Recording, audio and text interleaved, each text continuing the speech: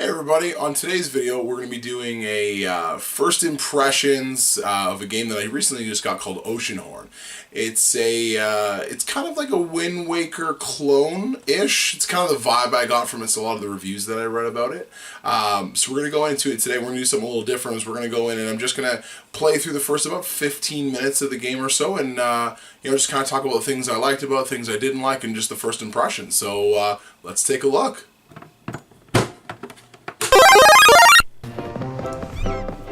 Okay, so right here's just after the initial cutscene. You see your father go off and to defeat the Oceanhorn monster. He sends you off to another island to protect you. And you've woken up, and now you're kind of going around and discovering the island that you're on, and trying to kind of figure out, I guess, where your father is, and about your mother. So I don't want to spoil too much of the story because it's a little interesting to watch the cut story in the beginning. It explains a little bit better than I'm probably doing. But as you can see, it's really it's a modernized-ish, different take on Wind Waker. You're dealing with islands. You're going into, as you can see, you're in a cave. You've got your overworld, which a lot of it relies on sailing the sea and sailing from island to island. And all sorts of sea-like adventures. So, as you get into caves, just like in The Legend of Zelda, you gotta look and find a key. There's little puzzles that they have in here. I got about 25 minutes into the game, and I put it down and had to go to work. But, I got into it, and I really enjoyed it right off the bat. I like the art style. It's cartoony, but not too cartoony. It seems like it's got a pretty good story. Again, I don't know how the story unfolds exactly, but as you can see, there's a pressure plate there. Again, you're gonna up-walk over, make it sit on there so you can get to the chest. But first impressions of the games, the controls are really slick. My only ask of the game, if you would have a jump button. I feel like I get really used to having a jump button in most games like this, especially when there's like little platforms and stuff like that. I don't know if you get an item a little later in the game or not. Maybe that helps with that. Kind of Legend of Zelda-esque with the Rock's Feather, Rock's Cape, that allowed you to be able to jump over one tile or glide over two tiles.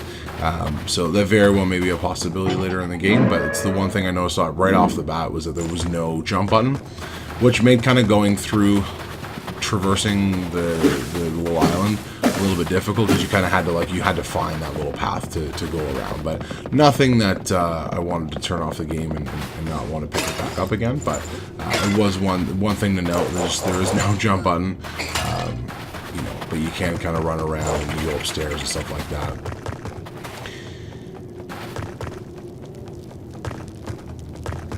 So as you can see, there's still signs and stuff to read in the first little bit to give you kind of an idea of what needs to be done in a certain area. One thing I really liked about this is that little blue button that's there will reset the puzzle. So if you've started to make progress and you've moved one thing or moved another, and you're not sure or something's just not working or whatnot, you can restart it, go back, do it again, as opposed to having to push all the blocks back to where they were before. So as you can see there, nothing happened because I hadn't moved anything yet. But so we'll try to get that pendant.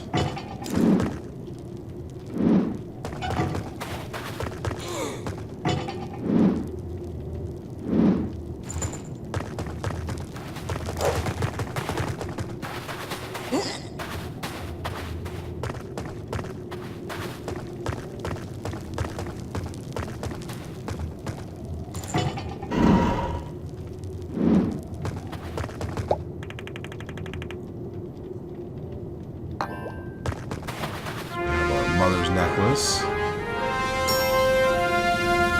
Everybody's favorite, a sword and a shield. I was slightly disappointed for the first little bit when I first got in. I was like, oh no, I have a stick. Why don't I have a sword? And then you find the sword within the first maybe 10 minutes, 8 minutes and around that. It's fairly close into the game where you find the sword. But I was like, oh no, I'm gonna have to like find a sword or craft a sword, and it's like, no, you find your father's sword and shield in the cabin or in the cave. One thing to note: this is available for PlayStation 4. It's also available for the PS Vita and also available for the Nintendo Switch. I'm pretty sure they have not made physical copies of this, although I could be wrong. I do know that a lot of times when there's a lot of download-only games, there's a store called PlayAsia.com, and they will work with East Asia Soft and will actually get a lot of digital games put on a physical format if you are a fan of collecting for physical formats.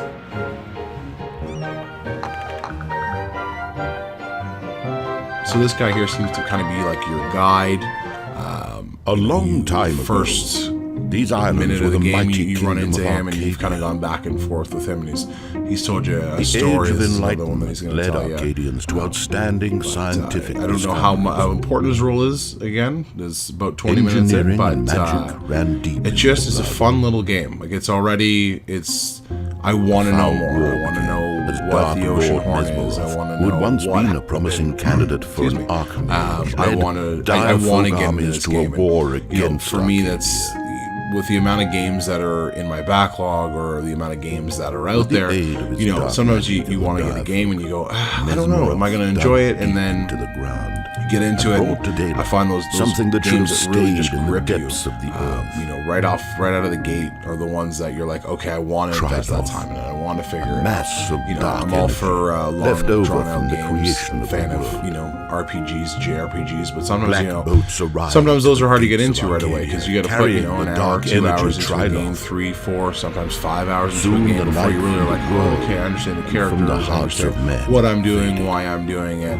The once flourishing this game here society kind of disappeared grabbed me, into just, the darkness. almost gave me a feeling like I had with Bioshock. After the original catastrophe, Bioshock, I had that 3 feeling sea of, monsters just going down into the water. And I was like, One of I them already was was like, Oceanhorn. I have no real idea of what's going on, but I just know that I Oh, need it to is play a this game vile until the end. creature, So born I'm under excited the to dark, burning get a light chance of to Trident. pop this back in, or Although PS4 all of these and monsters go were through powerful, again and see how only one has how survived far I can to get this through it. day. I don't know how long the game is. I want to say it's a 10 to 20 hour game from the reviews I was reading. Oh, it is getting late, And again, it also depends on Return if to you're me going in for all the your morning. trophies and all the, if you're trying to 100% the game, it'll take you a bit longer. And I know there is a part 2 in the works, which is pretty cool.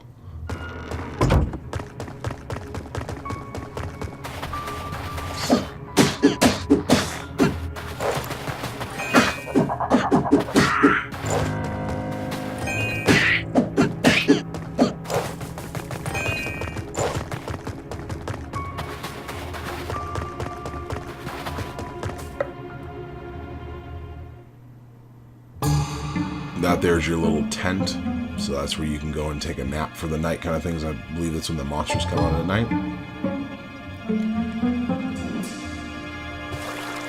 does not look like a friendly sailor, and he has now sent us mechanical spiders to come and attack us while we're sleeping.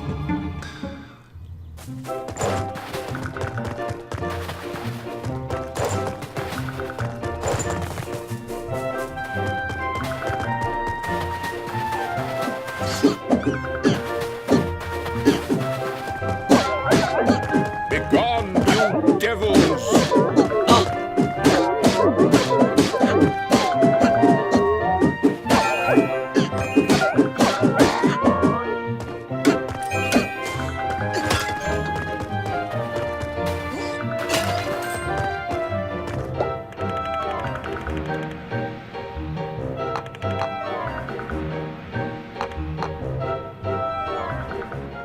Old scriptures tell about sacred emblems, relics that hold the power of gods. Their purpose was to maintain the balance of the world, but they lost their power in the catastrophe at the same time as Oceanhorn appeared. I believe Again, some that more was no very Legend of coincidence. Zelda-esque type. To unravel the type mystery of idea Oceanhorn, with the, you must traveling find out to, what you know, happened to different the sacred areas. emblems. The different areas are reflective of Here is what I know of relic, in this case, that you are looking to obtain.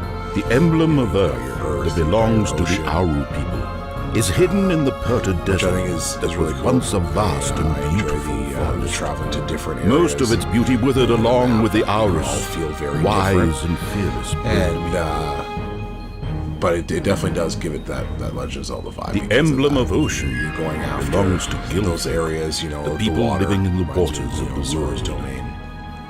The desert, Emblem of reminds you Ocean the desert in A Link to is the a Past. relic of their long past glory. But yeah, and it's former power. even down to the fact that he's got a blue shirt on that it almost kind of looks like The one emblem that of Link Sun wears before he was the gets, pride of Arcadia. his tunic. a symbol of hope and determination for our kind. I will tell you more about it later. It is time to begin your journey. Seek the sacred emblems. This is the only way to get to Oceanhorn and find out what happened to your father. Even down to the fact you can get a heart piece. Which I'm not sure if it was supposed to increase my maximum health, because it didn't, and it didn't give me another heart. I don't know. Oh, never mind. Sorry, I see it there. It's the quarter heart piece. It's just the one piece. You gotta get 4. Didn't notice that on the playthrough. I was like, what happened? Why didn't I get any? Why didn't I get another heart container? Okay, so you gotta collect 4 of them, just like you do in Legend of Zelda.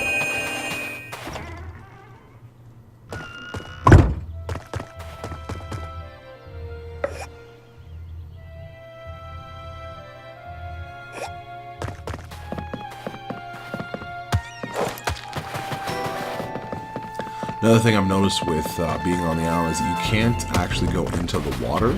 I don't know if, again, later in the game, maybe there's something that allows you to swim, but I don't think so. Just by kind of the way the water looks, I don't imagine that they probably want you going in there besides when you're on a boat. Which would be kind of cool to be able to go swimming. But I guess at the same time, it means that, you know, I guess you'd have to, if you lost your boat and then have to go swimming, it would be tough, I guess, trying to swim to the next island as opposed to taking your boat.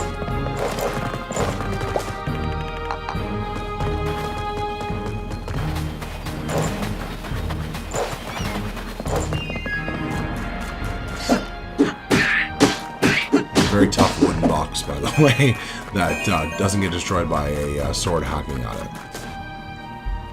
So again, here's the boat. I see that, and I see the Wind Waker. I just need the little arm cannon on the side to retrieve treasure chests from the bottom of the ocean. There's your overworld map of the ocean. Just select on the island you want to go to, and then the wind will start to pick up. You'll be on your way to sail that area. Sail to.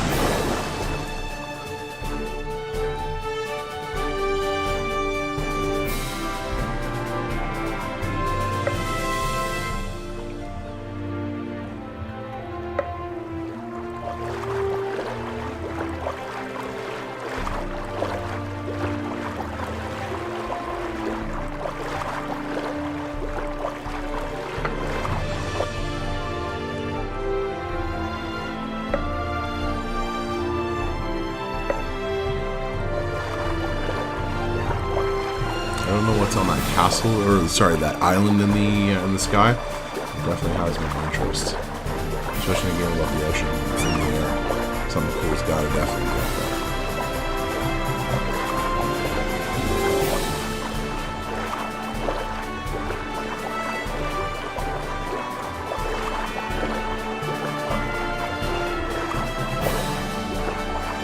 So yeah, so this is the first 15 minutes of Oceanhorn.